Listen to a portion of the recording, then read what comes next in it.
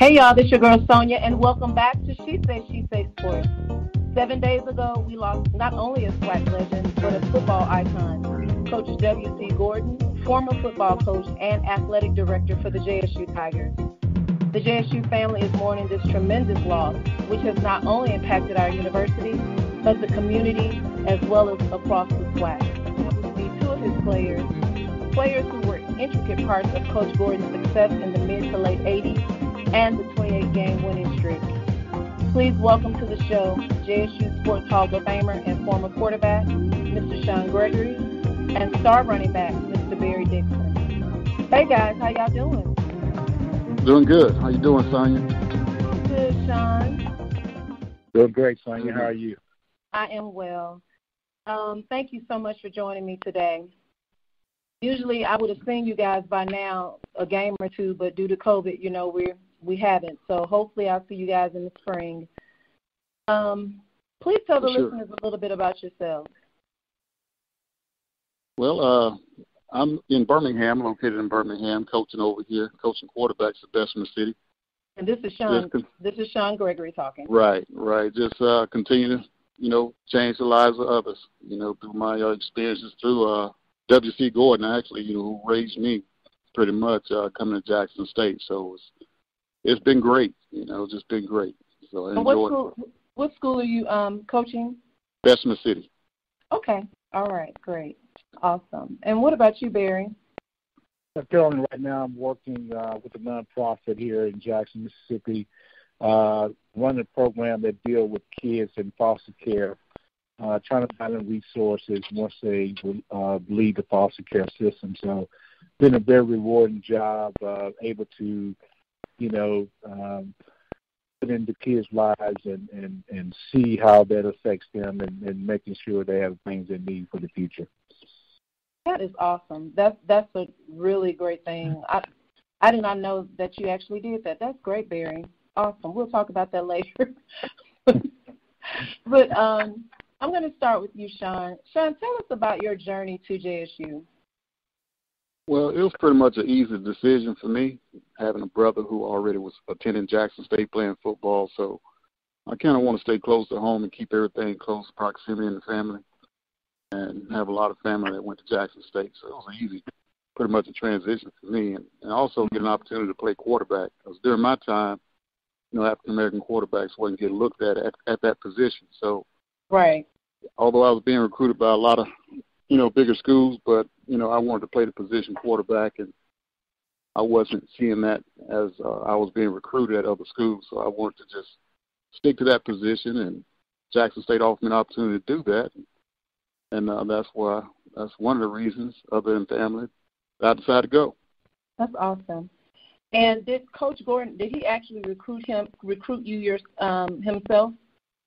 No, Judge Robert Hughes recruited me. Oh, wow. Yeah. And when I met Coach Gordon for the first time, it was just a sale. He was honest. He said some of the things that other coaches wasn't saying, and he knew I wanted to play quarterback. It was, like I said, it was an easy sale. Mm-hmm. That, the opportunity I'm going to have to play quarterback and what we had already there. And, it was, you can see the genuine in his words. You can see, he look you in the eye and tell you what you can do and what you can't do and how you expect to run his program. And also, Jackson State was winning when I got there. So, right. Competition was steep. And he told me he was honest, I had to come in and earn a job. Just because you got a brother on the team, you have family at Jackson, that means you're going to win the job. So, and I wasn't afraid of the competition. I just wanted an opportunity. And he gave me the opportunity, and the rest was history. Wow. And how was it playing for him, and what are some of the lessons he taught you that you teach your student athletes today? Well, when you're on a program like Jackson State, who was winning, he didn't recruit prima donnas. He wanted to let that know up front that one person's not going to be bigger than a team. And when I got to Jackson State, I saw exactly what he was talking about firsthand. We had a lot of players who had strong personalities, but they was confident in what they was doing. But he had a way of making sure that they was humble through the success that he was having. And I think that breeded all the success that he was having because no one went outside the program and did anything that was going to tarnish the team. And he kept that, and he was able to control that. Still being honest, and, you have players who are, as a teammate, who are the great players on the team. You know who the ones that we depend on. And if one person steps out of line, WC treated him the same no matter if he was a star player or whether he was walk-on. And you saw the even keel in him, and that brought everybody together because there was nobody looking at one person, superior of the other. And so that was a strong point, and that's still a strong point in me that he instilled in me when I'm coaching, to keep everybody to understand that, one person is not bigger than the team. And if kids see that, that one person is getting away with something and that person is not, you kind of have a snowball effect if you allow that one person who's a star player get away with it. And it tears your team down. It causes cancer in your locker room. But he was able to do that, with his consistent way of coaching.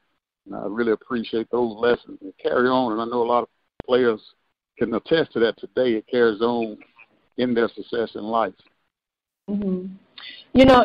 And you're right. That's a great lesson. But what caught my attention since you started talking about him, you've mentioned maybe 2 or 3 times about his honesty. And I spoke with actually former media director Wesley Peterson on yesterday, and we were talking about Coach. And, he met him during the 2000s, and you met him in the 80s.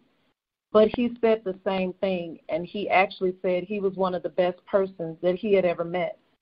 And that says a lot about who he is because apparently he's been the same person from the time, you met him until his passing. So that's a great testament about who he is. Wow, that's awesome. Yeah. Shawn, your senior year, you were named first team All-SWAC after passing for 2,762 yards. You also set an NCAA single game record for most yards gained per completion, 33, in a 52-14 win over Southern. You actually passed 462 yards on 14 completions in that victory. Won 3 SWAC titles while you were during your time. Is that right? 3, right? Yeah, 3 right. SWAC titles. And looking at the players from last season, do you believe that any of them could be on the level of the teams you and Barry both played on during that time? Well, generations change yearly. Right now it's a passing league. I wish we could have threw the ball a lot more, but I know Barry probably disagreed with that, being a running back. Barry? But, we had the ammunition around me. When you're talking about Ron Lewis, Tim Barnett, even Melvin Williams. Wow. It was just immaculate, competition at that position. And even you look at the backups behind it, Jimmy Smith being a starter. You look at their backups, Antonio Kimbrough, Reggie McGee. See, all those guys got a chance to play at the next level. And you had a stellar tight end at Harry Heat. It was a really offense that could throw the ball about 50 times or more a game. But we didn't have to do that because we had an offensive line coached by Carl Roberts, Big C, and had stellar running backs. Jack State's known for running backs, so we had a balanced attack. I probably averaged about maybe 15 passes a game, in my career there. But we could have gone either way. And the players today, they're throwing the ball around, and it's just a different era. That's what this game has came to. And, back then, it's hard to compare. Okay. But I see a lot of talent. When I go to the ball games, I see a lot of talent. The talent just got to come together and believe in one another. And, I'm not on the inside, just outside looking. Right. Because, like I say, WC kept everything tight, close. It was a close-knit family inside, and we believed in one another. We played for one another. And I didn't want to let my receivers down by throwing incomplete balls to them, and he made my job easy. He didn't tell me to complete the ball when I threw a bad pass. He just said make it catchable. and it kind of eases your mind on a lot of things when you're a quarterback getting pressure. So you just get it somewhere where it's catchable to the Jimmy Smith, Ron Lewis, and Tim Barnett, and they'll come down with it. So I didn't have to concentrate on throwing a complete, perfect ball to those guys. Mm-hmm. But to say the least, we worked when, practice wasn't scheduled. Some Sundays we'll go out there after church and we'll go out there and work on timing and things of that nature. And our coaches will see that. So our football wasn't over after the coaches got through coaching us. We would still continue to work those things out. And I think that sold a lot of my success, being a quarterback that only throw the ball about 15, 20 times at best a game. Wow. Barry, I wanted you to respond to that. Go ahead. I'm sorry. Go ahead. Yeah. I want to respond to that because I think, Jackson State football, being a part of the football team, of course, like Shawn said, we was talented, very talented in most of our skill position, pretty much every position on the field. And we had a good balance. I think we had great wide receivers, and also we had great running backs. When I came in, Lewis Pillman's was there in the starting position, and trying to follow behind his footsteps. But each running back that came through Jackson State made an impact on the program and made the impact to the success of Jackson State football.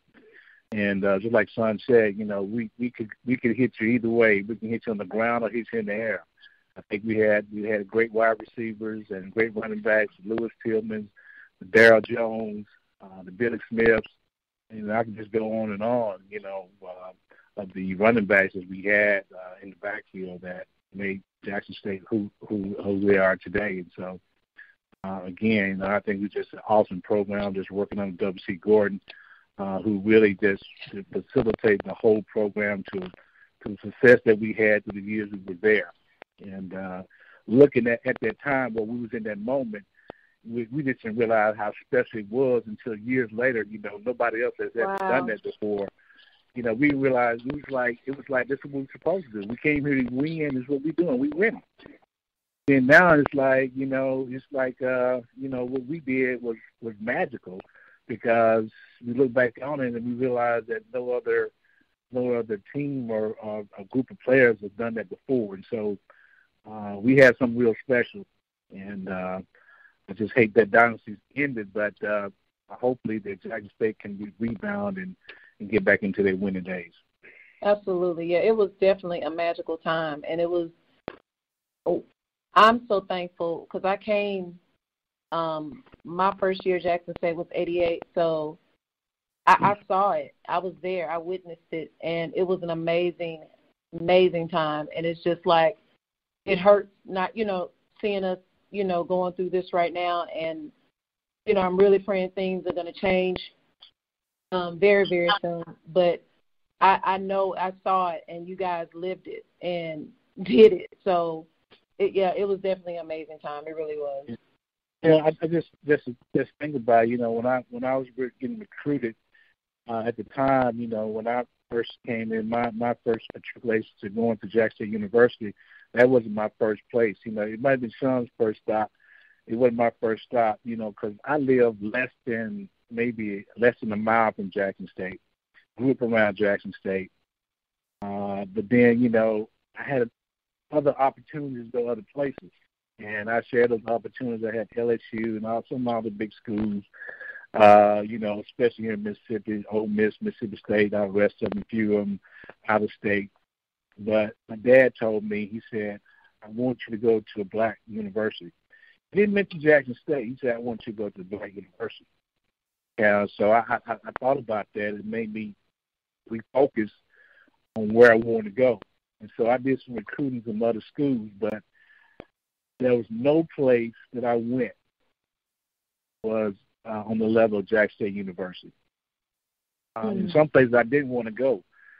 Even though I got recruited at Alcorn, I just couldn't see myself going to Alcorn because I'm used to convenience. And, right. Alcorn was kind of in a rural area there where, a store might be 20 miles away. But But Right. I wanted to go somewhere, number one, where they had a winning program, and that where I can be successful. And Jackson State fit the bill, and there I was, and I'm glad I made that choice. I am too, but one thing about it, had you gone to Alcorn, Dixon skins would have been, you would have been rich. Yeah. Yeah. John, wait a minute. You know, I'm going back to the sports. Okay. But he already know what I'm about to bring up. Yeah, I know. We rode the bus. I know, we rode the bus to the Capitals 100 conclave in 2011. Yes. And we were like, I was like, who are we waiting on? We have been sitting on the bus just waiting and waiting. Here comes Barry with how many boxes did you have, Barry? I don't know. I had a couple boxes. It was not a couple of boxes. It was at least maybe 5 boxes of skins, and I'm talking about all types of skins. So we ate those skins from the time we left Jackson to Indiana, back home. And I called him, I don't know if you guys he know what I'm talking about. I've called him Oscar Proud from the Proud family since 2011. That's what his name is in my phone, Oscar Proud. Oscar Proud. But yeah, you'd have been rich. So absolutely. And it's interesting. I was going to ask you because I met Barry actually when we were in high school, and he was a high school track and football star at Jim Hill. So I was going to ask you, was Jackson State always your first choice? But apparently not. And I understand because, like you said, you were right down the street. But how did it feel being able to contribute and be a part of one of the winningest teams in the history of the SWAC? And Shawn, I want to ask you answer after Barry. Yeah, it was tremendous. Coming from a high school program that really wasn't winning that much. Of course, we had, being a talented player, you want to win, and right.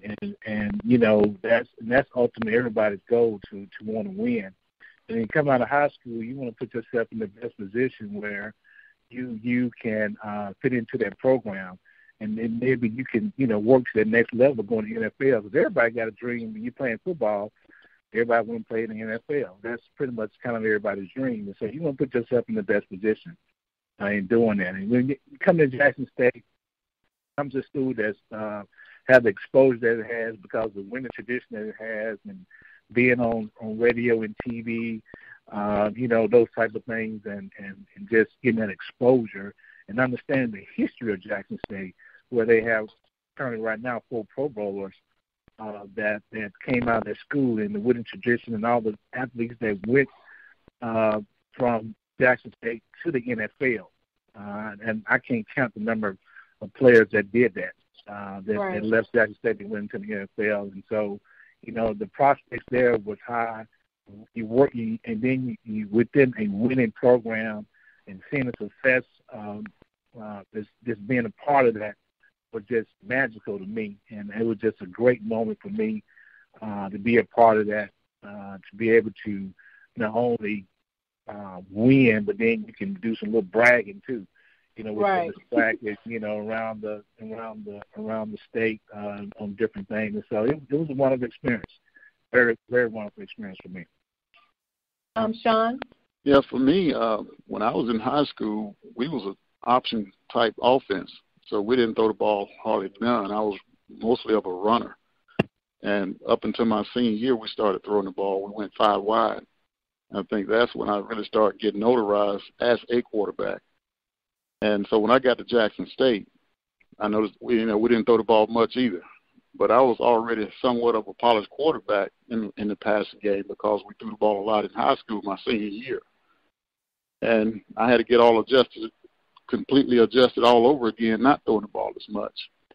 And so it was a blessing that I was redshirted my freshman year, where I can work with those guys who are coming up, Tim Barnett and I, and some of the receivers. Jimmy was coming up after that year. My sophomore year, he was coming in. And so we kind of I knew who was going to be the up-and-coming receivers. So we would work on the passing game and make those connections. So it was an adjustment to me in that regard that we didn't throw the ball as much. But, I had an opportunity to sit back 1 year and kind of find myself and find where I'm going to fit at in this program. Right. And on top of that, coming behind Shannon Boyd, who hadn't lost a championship. Melvin Pete him and Melvin Pete battling out for the job, and Shannon won the job. And so they was continuing to win championships. So when Shannon left, I was pretty much already polished and ready to go because I was his backup. And so we didn't miss a beat. And pretty much, like I say, it was just that off season I needed that first year to really, find out where I was going to be the puzzle of this pie and continue this tradition going forward. So what helped me with that, a coach like a W.C. Gordon who understood that a lot of players right now, they don't want to be redshirted. They want to come in right away and play, but that's very hard. I think that first year, being in a new environment, trying to find out what you're going to major in and how your schedule is going to be and trying to get adapted to where you are, and also being a piece of that puzzle on the program of the football team or whatever sport you choose to go in. And that redshirt year was the defining moment of my success, getting strong in the weight room, doing all the necessary things, on and off the field to get better when my time is coming.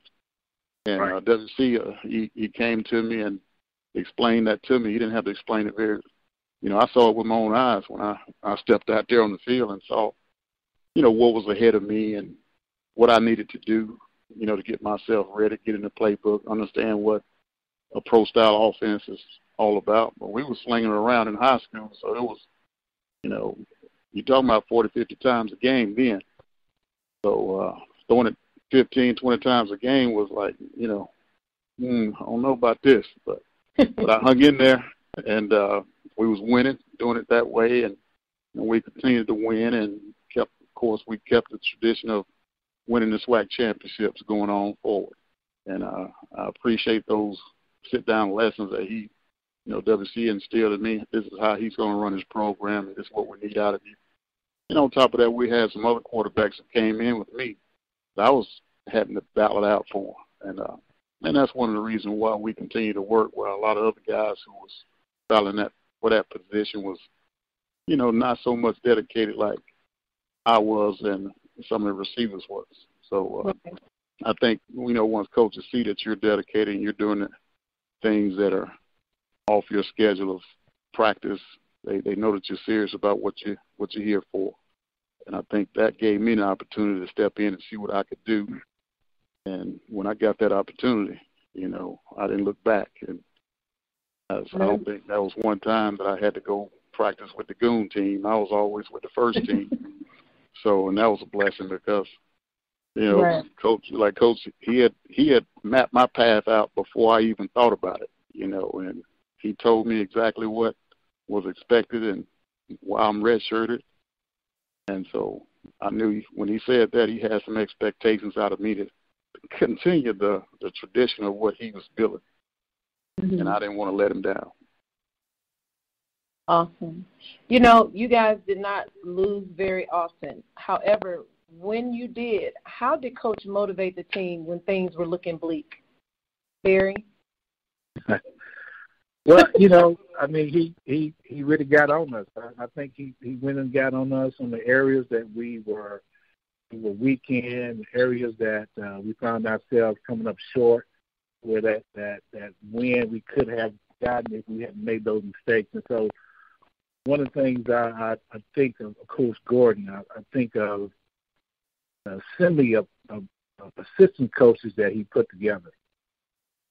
It was I think one of the best assistant coaches staff that any team could possibly have. From our offense coordinator to a defense coordinator, Cordell Jones, who was the offense coordinator, and of course Big Daddy was our defense coordinator, and from Coach P to Coach Pettiford to all those coaches that were involved during that time, they were some awesome assistant coaches. And so I just like to say, when dealing with losses, which we didn't have many. Right. But then when we did have those losses, I think we went back to the drawing board and was able to come back on top on the next day. And so I think in it all, I think Coach Gordon really put a good coaching staff together, and I think he did that very well, and how he did things as far as assembly of the football team. Cool. Shawn, go ahead. Well, my motivation was, listening to some of the old heads who was on the team at the time. They knew if we lose a game, we was coming back that night in practice. Oh, and wow. So I didn't want to come back at night in practice. Oh, yeah. And so, sometimes you think you're going to watch film at night, but Coach talking about full dress. I'm like, what? Are you?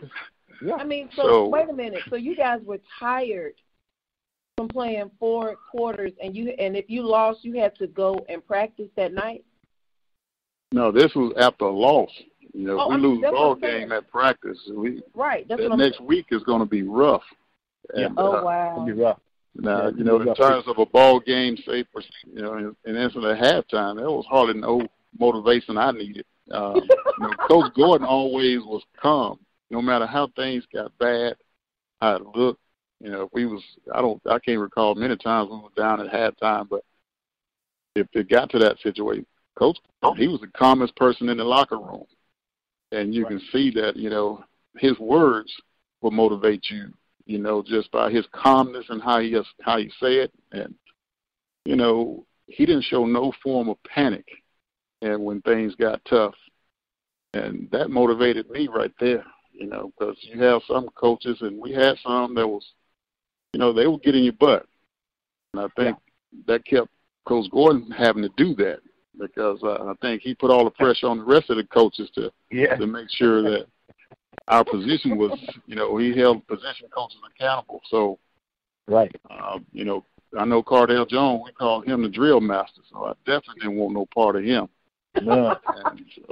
And so, we dropped the game against Southern, and that was the first homecoming game I ever lost. I felt like I let the whole program down. And I vowed, and that's what those numbers that you read off, I vowed that we would never lose another game, especially against Southern. That's when I had my best game at Jackson State. Because I remember that game from day one that we lost it up until we played them that next season down in Baton Rouge. So that was the game I knew, if there was nobody on the team ready, I was going to be ready. And, because I've never lost a homecoming. And that stuck with me the whole entire year. But Coach Gordon, he was so calm through it all. He always brought some double mint chewing gum and passed it out to us to keep us relaxed, and I'll ask him for 2 every time he passed it out. I need 2, Coach. So he'll look at me up under those glasses, and he'll go and give me that other one. But, he was just the calmest. When he walked in the room, no matter how everybody was arguing and fussing, and everybody get quiet. And that right there told me, hey, we better tighten up. It's going to be a rough week of practice. Right. So how did he take being so successful during that time? Was he an humble man, or was he a little cocky? I mean, what was he like? Oh, wow. No, he wasn't no far near cocky. He was very humble through it all. He always gave the opponent credit. He knew, Coach Gordon knew we was going to dominate our opponent. He just knew it, but he never said it. When we had a tough Grambling team or Southern team or Alcorn team, he would give the opponent more credit than he gave us.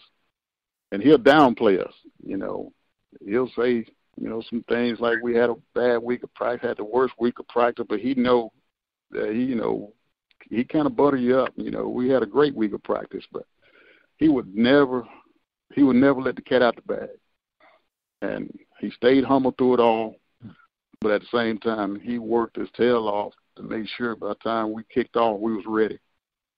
And I never saw him brag, never saw him he never got excited. We can win 50-0, but he was always going to be calm like we just lost. We just won by 1 point. Wow. And we'll come back to practice, and we're going to work just as hard like we lost a game, even though we won. We're going to work just as hard. And if it didn't look right, you coming back at night. That's right. That's 2 practices. We talking about practicing that day, then turn around and come back that night. There's been many days. Like 2 a day. Yeah, many days where we thought we was coming back to watch film from our practice that evening, but we was, he didn't. It was something that he didn't see that in that 3 o'clock practice that he needed to see in that 6 o'clock practice. So we'll go back and put it back on and go through a whole full practice again. So it was life lessons. He was a perfectionist. If I had to just sum it up as one word, he was a perfectionist. He wanted everything right, from special teams, offense, and defense. And there was no buddy. If the good versus good, the number one offense going against the number one defense, we can't slack up and let the defense win. We got to compete, and defense got to stop us. Offense got to score. And I think that's what made us get game speed ready, that we competed against one another like that. I saw many of players who had one bad game, didn't hit the field anymore. And, the next guy was ready to play, the way he went about things. So, he kept an eye on everything. Of course, he watched a ton of film and made sure in practice that somebody was doing everything correct. And if they wasn't, we got to get back out there. Absolutely. I think, Shawn hit the nail on the head. I think he never did really show any kind of emotion when it comes down to winning. I think he was humble. And, like Shawn mentioned earlier, he just kept the team together. He kept us as one. Nobody is over the other one. Shawn and I, of course, and a couple with another line brother, Lee Holloway, was a member of Jackson State football team. And also, we all played Kappa that same year. And, of course, we always would put on our kind of Kappa attire along with the Jackson State attire. So Coach Gordon started watching us. Man, he said, this ain't no Kappa Alpha Psi team. This is Jackson State University team. It's yeah, well, I tell you, he was y'all frat too, right? Wasn't he your frat? Yeah. No. He wasn't. I thought he was a Q, and somebody yesterday told me he was a Kappa, and I was like, I don't think that's correct. Okay. No, he wasn't. He could have passed for an outstanding Kappa. He stayed cool and calm and collected through it all. Yeah. I bet he could.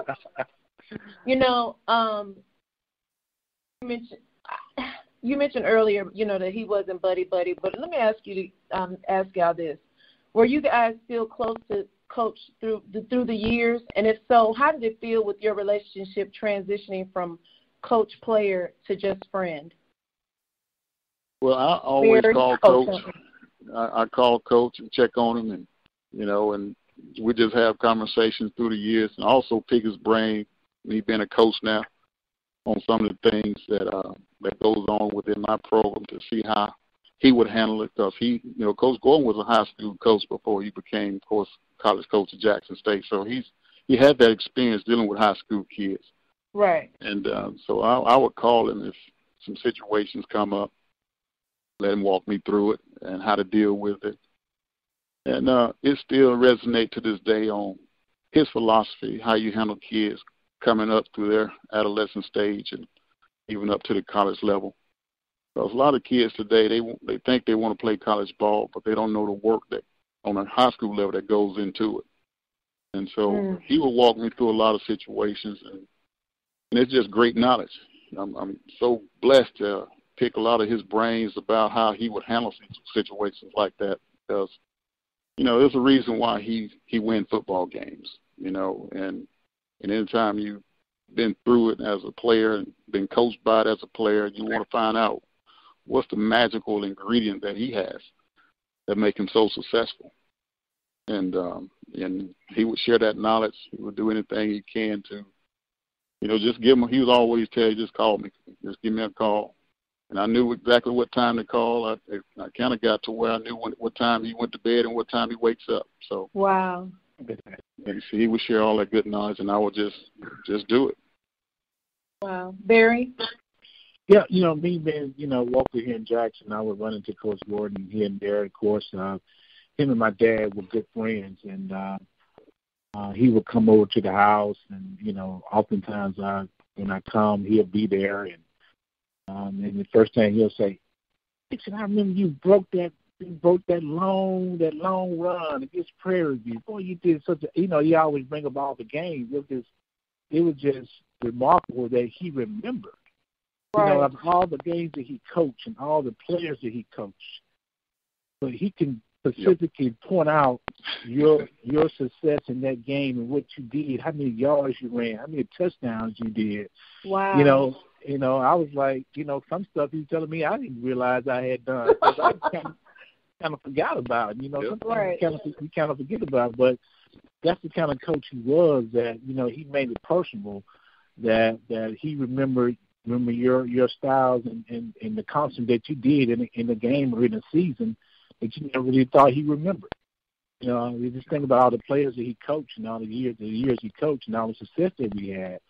That he could really point out your success in all those games. And so that was kind of significant to me that he remembered all that. And it just be fun and last in games every time I see him. And so I really enjoy that out there playing for him and then actually becoming, friends with him. I think that's just remarkable. That is. That's amazing that he remembered that. I guess he kind of saw you guys as his children, and he was proud. So that says a lot. Do either of you know his thoughts about how he felt about Coach Sanders joining JSU's program as head coach? No, I do not. That's been as of late. Right. I haven't had a conversation with Coach, prior or post Deion's announcement. And so I don't know how he really felt about Deion coming on board. Okay, and go ahead, Shawn. No, I don't have a clue either. And so what are your thoughts on primetime coming to JSU, Shawn, and then you, Barry? I think it's for HBCU during this COVID time. I think it's just an outstanding. It's a brilliant decision by our athletic director. You look at COVID, and you look at you're not going to get 100% people in the stands, but you get a person like a Deion Sanders who's going to breathe life back into the program, well-known name, and people are going to come out and see that, right. And you can see the results as we speak. And I thought it was a brilliant idea, by our athletic director Ashley Robinson to pull that off. Yes, that is absolutely true. Shawn, Barry, I'm sorry. Yeah, I agree. I agree with Shawn. I think it was a brilliant move. I think he's going to bring a lot of attention to Jackson State, good attention, where our name will pop up in areas where you never thought it would come out. ESPN, all the NFL shows, they're talking about Jackson State because of Deion. And that's given our school exposure. That's given our school probably more resources probably coming in. And so you got to look at it from that aspect as well. But also from the coaching standpoint, the important thing is I look at, him being the head coach, and I look at Coach Gordon and he was a head coach, and how important it was to get the right assistant coaches in there to help build the program. And that's going to be the key for Deion. He got to bring in the right coaching staff in order to gain that success that he's looking for. And so I'm hoping he's making the right choices in those areas. And if he does, the program is definitely going to grow when you're going to get those top recruits that Jackson State used to get. Now those kids will start coming back to Jackson State. And when those kids will start coming back to Jackson State and getting developed in the right way, you'll see the program go to another level. And so that's what we anticipating with Deion coming on board. Absolutely. You mentioned about the, getting the attendance going back up. And even though we have been losing, we were still like in the top 5 last season with the most attendance. However, remember how the stadium used to be during the heyday when you guys were playing? It was pretty much sold out. It was like, I think it holds 60,000 people at that stadium, and it would be that many people there. And that's amazing to me how it was packed. It was packed. So that's what I'm hoping that will come about again. Absolutely. Barry, what will you miss most about Coach Gordon? Well, I'm really going to miss his style of coaching and the person that he was, and out there coaching. I think he was a person that really cared about Jackson State University. He cared about the community. He cared about the well-being of people around in his community. So I just think that Coach Gordon was an awesome man. I think he was a great man who had a vision, and I believe he had a dream, and I want to say that dream came true for him. And I think that he did an outstanding job, and I'm proud I had the opportunity to actually get to know him. I was thinking about all my thoughts of going to other universities, but the one that was less than half a mile down the street was the one for me. And very proud that I had the opportunity to go to Jackson State, and then extremely proud that I had the privilege of being coached by W.C. Gordon, outstanding man. Awesome. Shawn? Absolutely. Yeah, just the way he carried himself. He was a family man, and his honesty, and he's going to, like I say, he's going to do things the right way. He's going to hold everybody accountable for his expectations of the program, which is given to you day one you step on that campus. And he didn't differentiate from that at all. He was the same way every day. And he knew how to bring people into the fold the right way at the right time. He had an awesome way of just communicating with, not just the community, but people on faculty and staff to really help support the program. And, his ways was just remarkable, how he just handled, people who's trying to help Jackson State be successful. He knew how to bring the people into the fold, the right people into the fold, to help continue the tradition of Jackson State. And he carried himself very well. And I think a lot of players look up to that. You see that consistency on a daily basis of him doing everything right and the right way. And, players play for that. Yeah, that's true. That is true. Give me one word to describe Coach and explain. Shawn? Well, my word is just he's real. From day one I met him, everything he said, it was real. And, that's really my one word, because I was being recruited by Mississippi State, Ole Miss, and offered from Mississippi State, Ole Miss, and Southern Miss, Alabama, Auburn, all the big schools. But, Coach Gordon just came in and just kept everything real. He knew I was one of the top quarterbacks coming out. And, I narrowed my two choices down to Southern Miss and Jackson State. And my reason for doing that was because Jim Carmody, who was the head coach over there, and we got a chance to play him when I was at Jackson State, play against him, rather. And, Jim was a real guy, too, as well. But my fit for me and my family was Jackson State. And it's funny how this thing goes full circle. I ended up recruiting Jim Carmody's nephew when I was at Stanford University. So, wow. But WC was just a real individual. He was like that my whole entire career. And there was one time I screwed up. I missed curfew. And normally when you miss curfew, judge, Robert Hughes going to get you. Oh, yeah. And nobody want no part of that. But for some reason, I don't know why, WC, he delivered the punishment to me. And, man, I said, I'll never miss a curfew again. He was worse than Judge. So I said, no way. And he didn't have no more problems out of me. But, wow. he was real about what he did. If you did something wrong, he's going to correct you. And you can't be mad at that because that's what he's supposed to do as a coach, as a mentor, and it's what you sign up for in this program because he believes in winning. And the only way you're going to do it is you got to do things right.